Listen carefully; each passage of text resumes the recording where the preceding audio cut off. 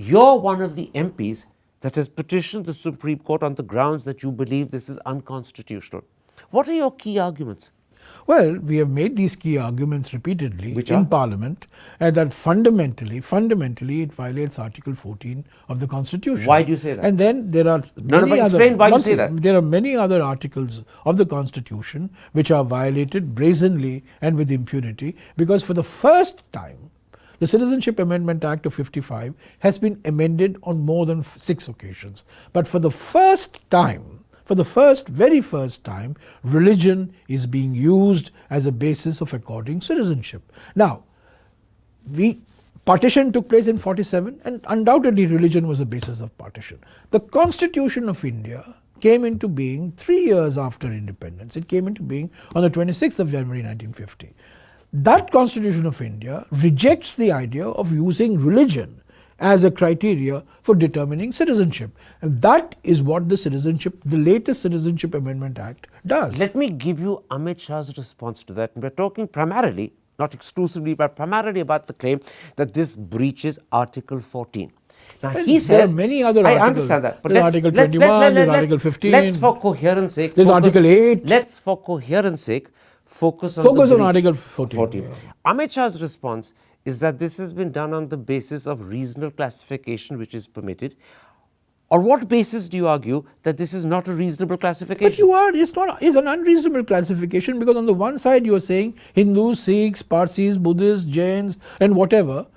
And the other side, what is the other side? No, let me answer. And you're including all religions on one side, and you're leaving another. Let me presume to answer for Mr. Shah. Yeah. I'm repeating what he said repeatedly, both in the Lok Sabha and in the Rajya Sabha. He says this is a reasonable classification for 3 reasons. First of all, it concerns 3 countries only: Pakistan, Bangladesh and Afghanistan. Why doesn't it cover Myanmar? Just a moment. Why doesn't it cover Sri Lanka? Why doesn't it cover Nepal? I'm attempting to Why doesn't it cover Bhutan? I'm attempting to give you the answer. No. If you pause a moment, I'll give you the answer. Pause a moment. I am giving you the Karan Thapar treatment. The reason why these 3 countries together form a reasonable classification which excludes other countries is because A, they are neighbors, B, they have a constitution which identifies Islam as the official state religion, and C, minorities as a result are persecuted. He says... Are you telling me that Hindus in Bangladesh are being persecuted? Hang on, I'll tell you why Bangladesh doesn't. I mean, the only country in the region which has with which we have amicable relations today, and you see what has happened. 2 senior ministers of the Bangladesh government have cancelled their visits to India. I mean, what sort of arguments are these? I'm not talking about the extent to which Bangladesh feels slighted and therefore has acted hurt. I'm talking still about the basis on which Mr. Shah says these 3 countries form a reasonable classification, which he insists does not include any other country. Can I finish? So why doesn't he respond to Mr. Chidambaram's argument in Parliament that you produce the legal opinion? Produce the legal opinion of the Attorney General, which substantiates your political arguments. Mr. Shah's arguments are political. There must be some legal backing. No. There must be some legal backing. No. Where is that legal backing? The government is not required to produce the legal backing in Parliament. You're making legal arguments. No. It's only required to do it in court, not in Parliament. They will have to do it. Let me come back to the argument, because since you've gone to court, I want you to tell me why his argument in your eyes doesn't stand up. Well, my lawyers will say that in court. Let me give you the same. Let me repeat his argument, because I think it's important the audience should understand it. He says the basis on which 3 countries, Pakistan, Bangladesh and Afghanistan, form a reasonable classification is that A, they are neighbors, B, they have a constitution which officially identifies a state religion, which happens to be Islam, and C, as a result, minorities are persecuted.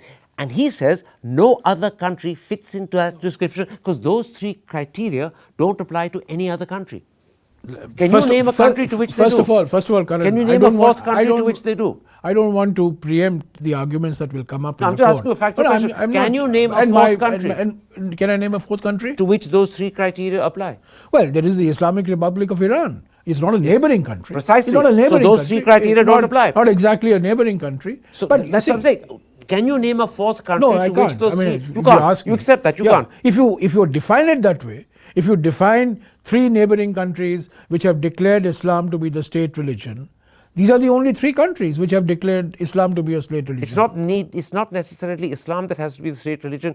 The fact that they have a state religion is the important thing. Yeah, they have a state religion of Islam. They have declared, they're called the Islamic Republic, right? So that's a factual statement. There is a 4th country. I'm surprised you don't The know about Maldives. it. No, Maldives is not a neighbor. Not a very country. Bhutan. Yeah, but I said Bhutan right at the beginning. But you didn't when I asked you just now Well, which you name a said 4th country. Bhutan.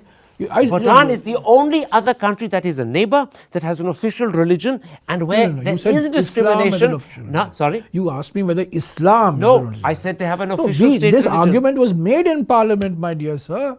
We raised the issue of Bhutan. Why? We raised the issue of Sri Lanka. Forget Sri Lanka. Then that Take is the Bhutan. that is an official that religion is of the Bhutan. basis on which, as Shahzan Faizan, writing in the Hindu 2 And days Christians ago, are pointed out, persecuted. precisely. Why aren't you making that the basis? We of have court? made these arguments, and they will be made in the Supreme Court.